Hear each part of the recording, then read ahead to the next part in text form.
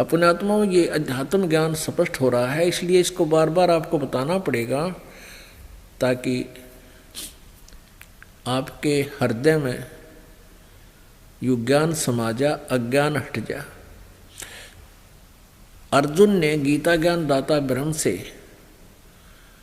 8वें अध्याय के प्रथम मंत्र में प्रश्न किया कि हे प्रभु, आप जी ने जो 7वें अध्याय के 29वें श्लोक में जिस तत्ब्रह्म के बारे में कहा है कि उस तत्ब्रह्म को जानने के उपरांत और सारे अध्यात्म ज्ञान से परिचित होने के उपरांत प्राणी केवल जरा और मरण से ही छूटने का प्रयत्न करता है और फिर वो इस संसार की किस वस्तु में आसक्ता नहीं रखता, ना डिमांड करता। तो 8वें अध्याय के 1 में अर्जुन ने पूछा किम तत्ब्रह्म और किम अध्यात्म किम अधिभूत, तो वो क्या है, वो तत्ब्रह्म क्या है, ये देखिएगा 8वें अध्याय के प्रथम मंत्र में।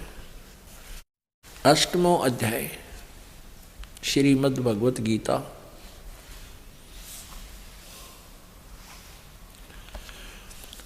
अर्जुन ने प्रश्न किया किम तत्ब्रह्म, किम तत्ब्रह्म, हे पुरुषोत्तम तत्ब्रह्म क्या है, वह ब्रह्म क्या है, तत्ब्रह्म कहो, वह ब्रह्म कहो, वह परमात्मा कहो, वो किम तत्ब्रह्म। यहां देखिएगा ये 7वें अध्याय का 29वां मंत्र है, यानी 30 मंत्र है कुल इसमें, और ये 29वां मंत्र है। इसमें है कि जरा मरण मोक्षाय माम आश्रित्य यतंती ये। गीता ज्ञानदाता कहता है कि मैंने जो बताया है कि तत्वदर्शी संत को खोजने के उपरांत फिर उससे जो ज्ञान प्राप्त हो उस आधार पर साधना करो। कहते हैं जो मेरी इस बात को आश्रय कर लेता है वो तो जरा मरण मोक्षाय, जरा मरण मोक्षाय, जरा और मरण से छूटने का, मोक्ष प्राप्त करने का प्रयत्न करते हैं। वो कौन करते हैं? माम आश्रित है, जो मेरे बात पर आधारित हो जाते हैं। यतंती ते, जो प्रयत्न करते हैं। वे ब्रह्म तत्व विदु, विदु माने जानते हैं, तत्ब्रह्म या ब्रह्म तत्व कहो चाहे तत्ब्रह्म कहो, उस ब्रह्म को जानते हैं। कृष्णम यानी सारे अध्यात्म को जानते हैं और कर्म को कर्म से अखिलम, और सारे कर्म से परिचित हैं। वही उस तत्ब्रह्म से परिचित होने के बाद जरा और मरण से छूटने का प्रयत्न करते हैं। यहाँ इनका अनुवाद देखिए इन्हीं के द्वारा। जो मेरे शरण होकर आश्रित है करें, जो मेरे शरण होकर जरा मरण मोक्षाय, जरा और मरण से, जरा माने वृद्ध अवस्था, बुढ़ापा, और मरण मृत्यु से छूटने के लिए यत्न करते हैं, वे व्यक्ति, तत्व माने उस और ब्रह्म माने ब्रह्म को, ये तत्ब्रह्म, तत्ब्रह्म, तत् ब्रह्म यानी उस ब्रह्म को, संपूर्ण अध्यात्म को तथा संपूर्ण कर्मों को जानते हैं। ये 30वां श्लोक यहाँ समाप्त, बस अंत हो जाता है। ये यहाँ पर 7वां अध्याय ये समाप्त हो गया। अब यहाँ 8वें के शुरुआत में 8वां अध्याय के प्रथम मंत्र में अर्जुन उवाच, अर्जुन ने पूछा हे पुरुषोत्तम, ये कहा कि किम तत्ब्रह्म, किम अध्यात्म, किम कर्म पुरुषोत्तम, अधिभूत से किम प्रोक्तम, अधिदेवम किम उच्यते। अब उसने पूछा वो तत्ब्रह्म क्या है, वह तत्ब्रह्म क्या है, वह ब्रह्म क्या है। इसका उत्तर दिया 3रे श्लोक में। गीता ज्ञानदाता ने ये 8वें अध्याय के ही 3रे श्लोक में इसका उत्तर दिया। वह परम अक्षर ब्रह्म है, परम अक्षर ब्रह्म है। इससे सिद्ध है कि गीता ज्ञानदाता से कोई और परमात्मा परम अक्षर ब्रह्म। अब ये और क्लियर हो जाएगा। 8वें अध्याय के इस 5वें श्लोक में गीता ज्ञानदाता अपने विषय में कहता है कि जो व्यक्ति अंत काल में भी मुझको ही स्मरण करता हुआ शरीर को त्याग कर जाता है, वह मद भावम याति, वह मेरे भाव में को प्राप्त होता है, मेरे भाव में भावित रहता है। इसका अर्थ तो ये है, इन्होंने कहा मेरे साक्षात स्वरूप को प्राप्त होता है, ये स्वरूप नहीं बनता। इसका अर्थ वह मेरे भाव में भावित रहता, भावित हो जाता है, इसमें कोई संशय नहीं। यानी जो जिसमें भावित रहेगा उसी को प्राप्त होगा। अब छठे में एक बताया कि ये नियम है कि हे कुंती पुत्र, अंत काल में जिस जिस भी भाव को समण करता हुआ शरीर का परित्याग करता है, त्याग करता है, उसको ही प्राप्त होता है। वह सदा उसी भाव से भावित रहता है। यहाँ देखो, वह तत्भाव भावती, वह तत्भाव भावती, वो उसी भाव में भावित रहता है। यानी जिस इष्ट में आस्था होगी उसी में उसकी भावना बनी रहेगी। सातवें में फिर अपने बारे में बताता है कि इसलिए हे अर्जुन, तू सब समय में मेरा स्मरण कर और युद्ध भी कर। इस प्रकार मुझे अर्पण किए हुए मन बुद्धि से युक्त होकर तू निसंदेह मुझको ही प्राप्त होगा। ठीक है। अब 8वें 9वें 10वें में किसी और उस तत्व ब्रह्म के बारे में, परम अक्षर ब्रह्म के बारे में बताया है। हे पार्थ, 8वें का 8वां अध्याय नंबर 8 का और ये मंत्र नंबर 8 है। हे पार्थ, ये नियम है कि परमेश्वर के ध्यान के, यानी वो उस तत्व ब्रह्म के बारे में कहा, ये अभ्यास रूप योग से युक्त, अभ्यास योग युक्तेन, परमेश्वर के ध्यान नहीं, जो मंत्र जो विधि बताई जाती है उस अभ्यास योग से युक्त जो संत बताते हैं, उसका अभ्यास करता हुआ दूसरी ओर न जाने वाले चित्त से, यानी कोई और देवता की, किसी और देव की पूजा नहीं करता, निरंतर चिंतन करता हुआ उस एक ही परमात्मा का चिंतन करता हुआ व्यक्ति परम दिव्यम पुरुषम, उस परम दिव्य यानी उस अद्भुत परमात्मा परमेश्वर को प्राप्त होता है। और 9वें फिर उसी के बारे में कवियम पुराणम अनुशासिताराम अणो अणिशांसम अनुसमरेत ये सर्वस्य धाताराम अचिंत रूपम आदित्य वर्णम तमस्य प्रस्तात्। जो व्यक्ति, इन्होंने जो व्यक्ति बताया, चलो हम यहाँ इसको छेड़ते नहीं तो ये लंबी कहानी बन जाएगी। इन्होंने कवियम कार सर्वज्ञ कर दिया। कवि कोई भी सर्वज्ञ नहीं होता। यहाँ उस कबीर देव के बारे में है जो सर्वशक्तिमान है, सर्वश्रेष्ठ है, पूर्ण परमात्मा सबका उत्पत्ति करता है। हम इसको लेकर चलते हैं। जो सर्वज्ञ अनादि, सबके नियंता, सूक्ष्म से भी अति सूक्ष्म, सबके धारण पोषण करने वाले, अत्यंत रूप, सूर्य के सदृश नित्य चेतन प्रकाश रूप, सूर्य के सदृश साकार, जैसे सूर्य चमकता है, अविद्या से अति परे सच्चिदानंद परमेश्वर का सिमरण करता है। यानी 3 मंत्रों में कंप्लीट हो रही है उस भगवान के बारे में। 10वां देखना, 8 में जाएगा 10वां, अभी 9 पढ़ा आपने, ये 10वां श्लोक है। वह भक्ति युक्त पुरुष अंत काल में योग बलेन, यानी भक्ति की शक्ति के कारण, भक्ति के बल से, बरकुटी के माध्यम में प्राणों को अच्छी प्रकार स्थापित करके फिर निश्चित मन से, निश्चल मन से समन करता हुआ, यानी उस, ये तम मन उस जो अज्ञान अंधकार में, यानी सबसे दूर परमात्मा है जिसके विषय में कोई नहीं जानता, उस दिव्य रूप परम पुरुष परमात्मा को ही प्राप्त होता है। पुण्यात्माओं, अब गीता ज्ञान दाता कहता है, ब्रह्म कहता है कि मेरी साधना करना है तो तेरे भी जन्म मृत्यु, मेरी भी जन्म मृत्यु सदा बनी रहेगी, परम शांति नहीं हो सकती।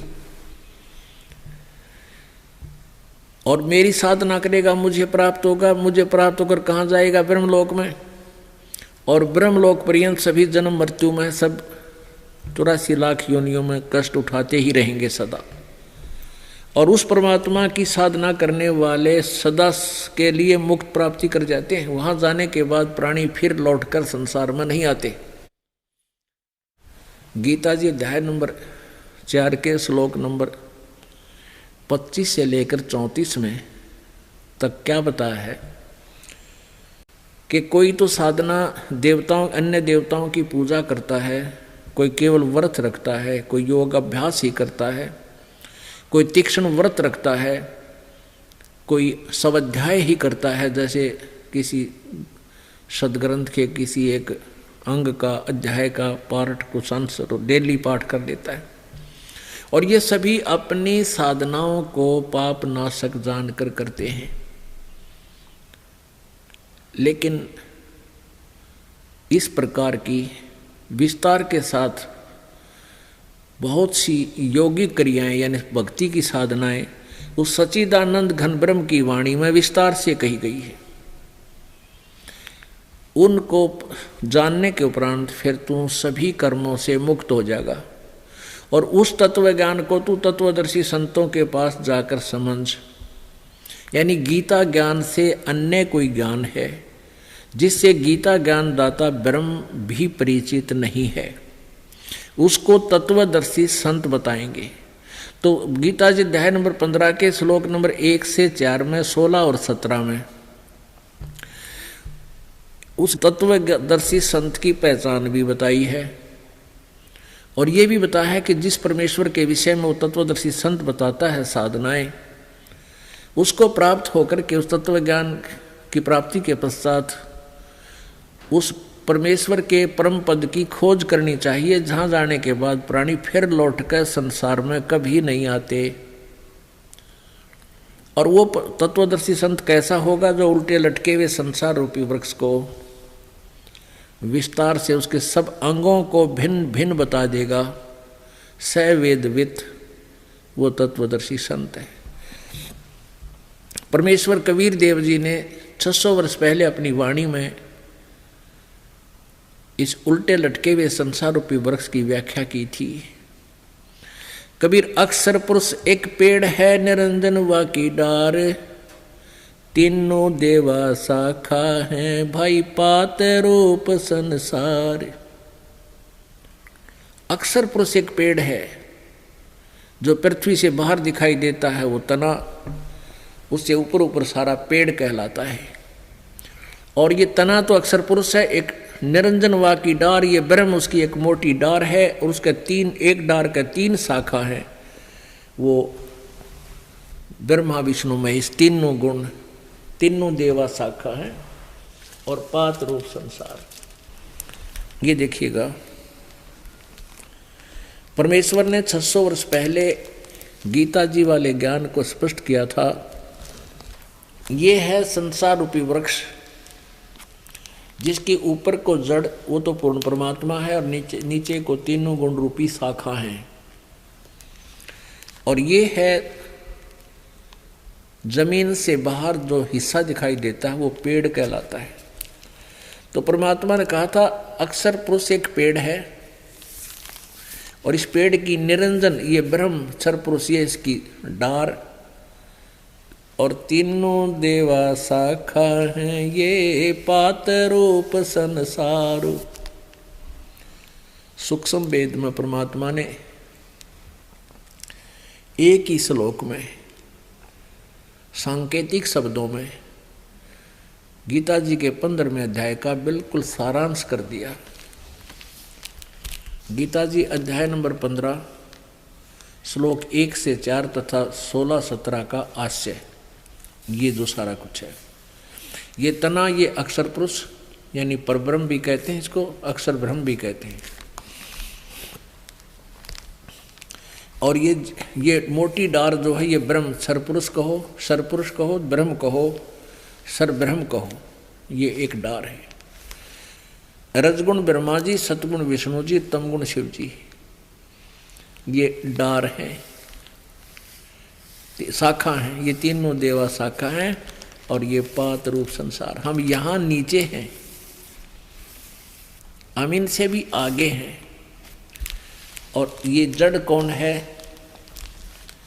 ये जो सबका धारण पोषण करता है वो परमात्मा, ये परम अक्षर ब्रह्म है। गीता जी अध्याय नंबर 8 के श्लोक नंबर 3 में जिसके विषय में वर्णन किया है वो परम अक्षर ब्रह्म है। वो कौन है? ये कबीर देव है, ये कबीर परमात्मा है।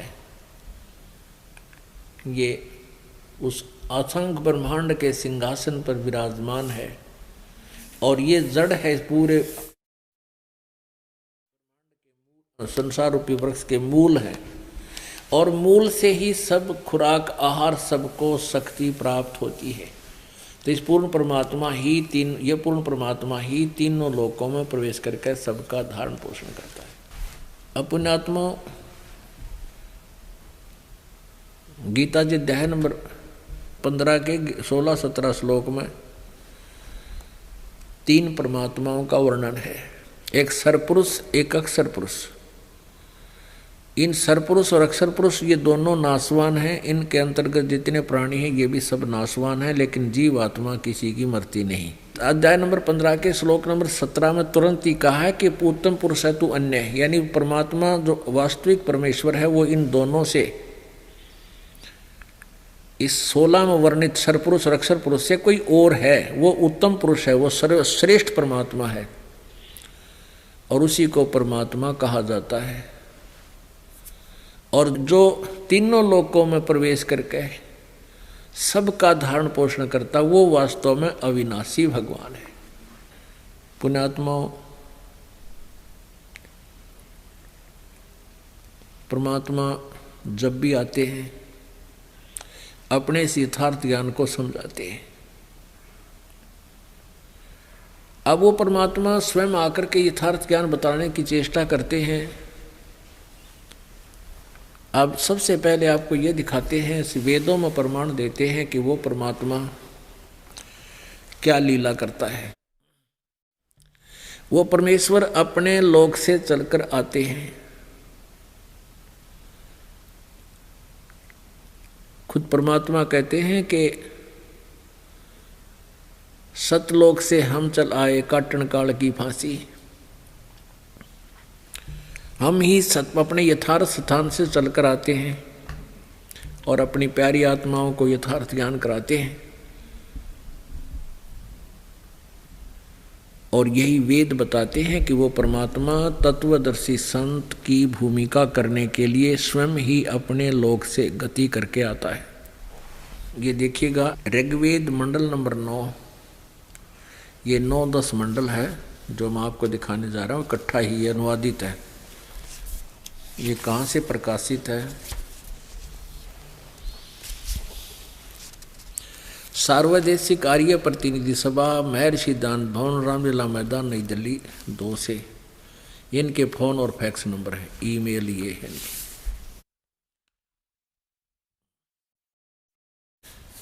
ये इन्होंने गलत लिखा है यहाँ पर। मुद्रक हैं Prince offset printers, 1510 Pataudi house, Daryaganj, नई दिल्ली। फोन नंबर इतने।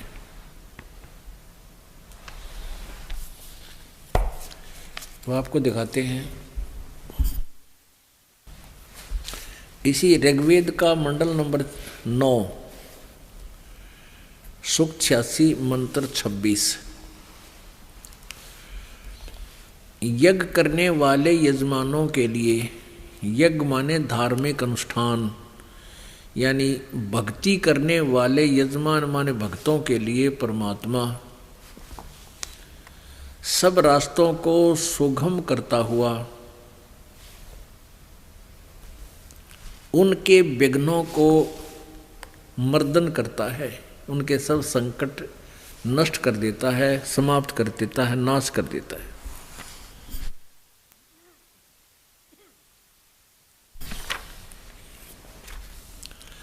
उनको पवित्र करता हुआ और अपने रूप को, अपने रूप को सरल करता हुआ, वह कांति में परमात्मा, यहाँ इन्होंने कवि का अर्थ, कबीर का अर्थ सर्वज्ञ कर दिया। वह कबीर देव, यहाँ लिखना चाहिए कबीर देव, विद्युत के समान क्रीड़ा करता हुआ वर्णीय पुरुषों को यानी श्रेष्ठ भक्तों को, अच्छी आत्माओं को प्राप्त होता है। गति करके माने वह विद्युत के समान क्रीड़ा करता हुआ यानी बिजली जैसी गति से चलकर आता है और श्रेष्ठ पुरुषों को प्राप्त होता है, उनको मिलता, अच्छी आत्माओं को मिलता है।